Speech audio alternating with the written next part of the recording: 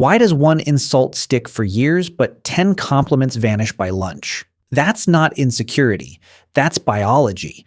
Your brain is wired to grab onto bad news and drop good news on the floor. Scientists call it negativity bias, and you use it every single day. It decides what you remember, what you fear, and even who you trust. And it's been running in the background since before you could talk. Negativity bias is simple. Bad hits harder than good. Same size event, totally different weight in your brain. Lose $10, it stings more than finding 10 feels good. Get 5 compliments and 1 insult? You'll remember the insult. Your brain isn't broken, it's just grading on a curve. A very unfair, very ancient curve. Positive events get a glance, negative events get a spotlight. That spotlight burns the memory in deep, fast, and permanent. So no, you're not too sensitive, your brain is just doing exactly what it evolved to do. Rewind way back. Danger meant death, not embarrassment. The humans who noticed threats fast, they survived.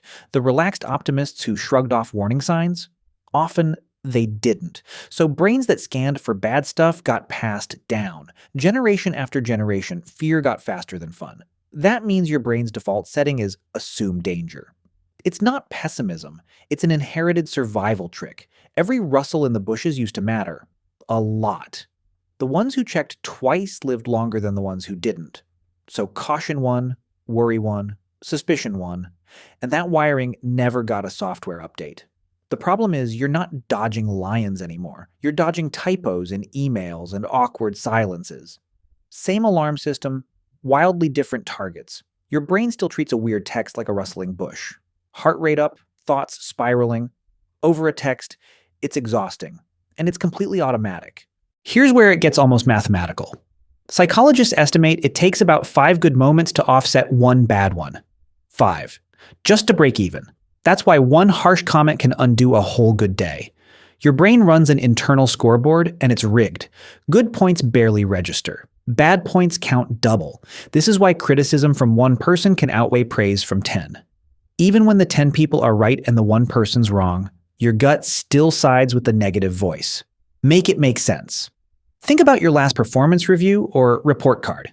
9 good comments, 1 needs improvement. Which one replayed in your head all night? Exactly. The 1 negative line won easily. That's not you overthinking. That's the bias doing its job. It's not fair and it's not going anywhere soon. This bias doesn't stay in your head. It shapes the internet. Negative headlines get clicked more than positive ones.